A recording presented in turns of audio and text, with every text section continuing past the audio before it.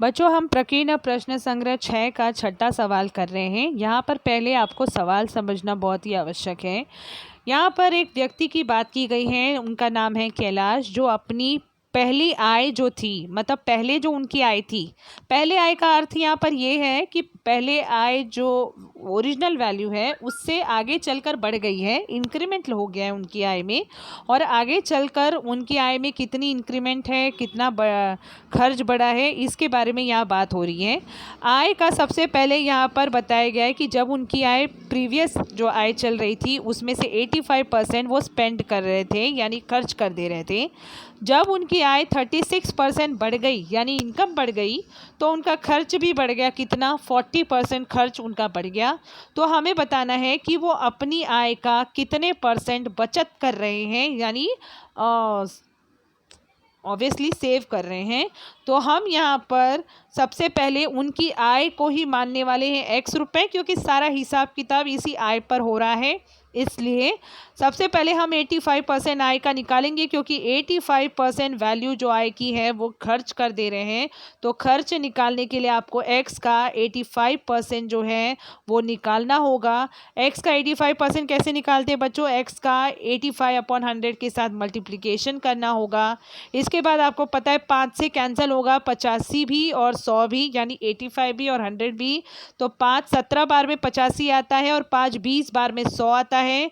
इसीलिए आपको 17x/20 ये वैल्यू यहाँ पर मिलेगी। और इसके बाद जब आप 20 से 17 को भाग दोगे, 20 से 17 को भाग दोगे तो आपको भागफल क्या प्राप्त होगा? 0.85। आपको दशमलव वाला भाग देना आता है ना बच्चों? 20 से 17 को भाग देना है तो आपको 0.85x यह मान प्राप्त होगा।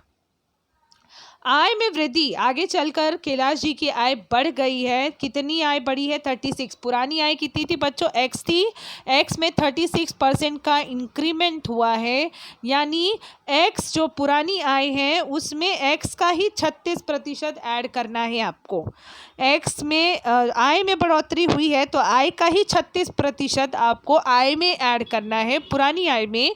इसीलिए x धन x का 36% हमें ऐड करना होगा, यानी कि x धन x गुणे 36/100। x गुणे 36/100 क्या है? x का 36% निकालने के लिए ये हम पुरानी आय का 36% निकाल रहे हैं और पुरानी आय में जोड़ रहे हैं, तब जाके हमें उनकी नई आय का अंदाज़ा मिलेगा। तो देखिए यहाँ पर इसको हल कैसे करना है। हल करने के लिए आपको 36 और 100 को संक्षिप्त स्वरूप देना होगा। 4 9 36 होता है और 4 25 बार में 100 होता है। इसीलिए यहाँ पर 9/25 और ये देखिए x भी है तो 9x/25 और ये x धन 9x/25 ये प्राप्त होगा, जो कि यहाँ पर दिखलाई दे रहा है। इसके बाद तिर्यक गुणा हो रहा है 25 का गुणा x के साथ और x के डिनोमिनेटर में 1 है तो 9x का गुणा 1 के साथ और 25 और 1 का गुणा तो 25 एकम 25। इस तरह से हमारे पास जो फाइनल वैल्यू आ रही है वो 34x/25।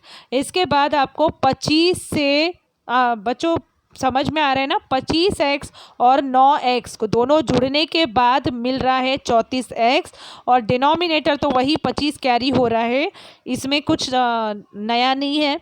इसके बाद आपको 25 से 34 को भाग देना है, 25 से 34 को इस तरह भाग देना है तो आपको भागफल 1.36 ये प्राप्त होगा। बगल में गुणज x है तो यहाँ पर भी x गुणज यह लगेगा। ये हमने नई आय, जो कैलाश जी की नई आय हो गई इंक्रीमेंट लगने के बाद, वो पता लगा लिया है। तो कैलाश जी की जो नई आय है वो ये है। तो अब क्योंकि उनकी आय में बढ़ोतरी हुई थी तो उन्होंने अपने खर्च को भी बढ़ा लिया था, और खर्च को कितना बढ़ा लिया था बच्चों? 40% बढ़ा लिया था। तो खर्च कहाँ बढ़ेगा बच्चों? पुराने खर्च का ही 40%। जब हम खर्च की बात कर रहे हैं तो उनका जो पुराना खर्च था वो हमने कितना निकाला था? एक बार पुराने खर्च की तरफ देखिए बच्चों।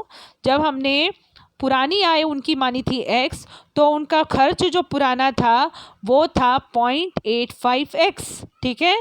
जब हमने नई आय निकाली तो x नई आय कैसे निकाली?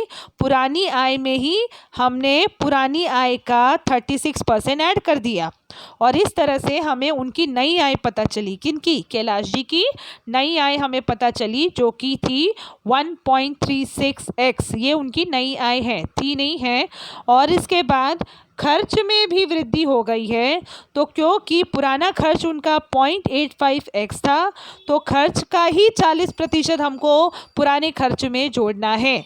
इसमें आपको परसेंट किसका निकालना है, ये जजमेंट आना चाहिए, ठीक है। बाकी इस सवाल में कुछ भी ट्रिकी नहीं है। तो आपको 0.85x में 0.85x का ही 40% ऐड करना है, तब हमें उनका नया खर्च का जो हिसाब किताब है वो पता चलने वाला है। तो खर्च पुराना 0.85x था, उसमें नया खर्च कैसे पता लगाएंगे? उसी पुराने खर्च का 40% निकालेंगे, 0.85x में इंटू करेंगे 40/100 का, 40/100 का, और इसके बाद हम ये कैलकुलेट करेंगे तो हमारे पास आएगा 0.34x, 0.34x। हाँ तो बच्चों 0.85x और 0.34x ये दोनों जुड़ने के बाद हमारे पास जो नया खर्च आएगा वो आएगा 1.19x, ठीक है। अब हमें बचत का प्रतिशत निकालना था, जैसा कि प्रश्नानुसार हमें बोला गया है, ठीक है। तो बचत का प्रतिशत ज्ञात करने के लिए पहले बचत तो पता होनी चाहिए। और बचत कैसे पता लगेगी बच्चों? नई आय में से नया खर्च को घटाना होगा, तब हमें नया बचत पता चलेगा। हमें तो पुराना बचत अब यहाँ तो पता लगाना नहीं है, हमें तो नई आय में से जो खर्च हुआ है, नया खर्च हुआ है, वो घटाने के बाद जो फ्रेश बचत है वो पता लगानी है। तो बचत जो है वो हमने यहाँ पर देखो, नई कुल आय जो है जब 36% बढ़ गया था, तो हमने कुल आय का 36% जोड़कर हमने निकाला था 1.36x, ये निकाला था कुल आय। उसके बाद नया खर्च हमने क्या निकाला था? 1.19x, ये निकाला था। तो उसी कुल आय में से यानी 1.36x में से 1.19x को हमें घटाना है, तो हमें बचत पता लगेगी। और बचत पता लगने के बाद अब आपको क्या करना है? प्रतिशत निकालना है। तो कैसे प्रतिशत निकलता है बच्चों? जब उनकी आय 1.36x है तो वो कितना बचा रहे हैं कैलाश जी? 0.17x इतना बचा रहे हैं। तो 100 में से कितना बचाएंगे? हमें प्रतिशत हमेशा 100 इतने अमाउंट में से निकालना होता है। तो बचत का प्रतिशत जब हमें ज्ञात करना हो तो आय में से वो जितना बचत कर रहे हैं उसमें हमें 100 से गुणा करना होगा। तो ये जब मान रखते हैं, बचत का मान 0.17x, आय का मान 1.36x इंटू 100, और इसके बाद इसको हमें करना है हल। जब हम हल करेंगे तो हमें प्राप्त होगा 12.5, 12.5। ये आप हल कर सकते हैं। ये 12.5 जो हमें प्राप्त हुआ है ना, ये परसेंट रूप में यानी प्रतिशत स्वरूप में प्राप्त हुआ है। तो प्रतिशत यहाँ प्रतिशत स्वरूप में प्राप्त हुआ है। तो बचत का प्रतिशत जो कैलाश जी का है वो 12.5% है। तो इन द एंड में आपको स्टेटमेंट लिखना है कि कैलाश जो है वो 12.5% बचत करते हैं। तो इस तरह से आपका सवाल कंप्लीट होता है। इसके अलावा आप लोग प्लीज़ मेरे वीडियो को शेयर करें, सब्सक्राइब करें, लाइक करें, एंड इस तरह से और भी वीडियोस फिर आगे आपको मिलेंगे।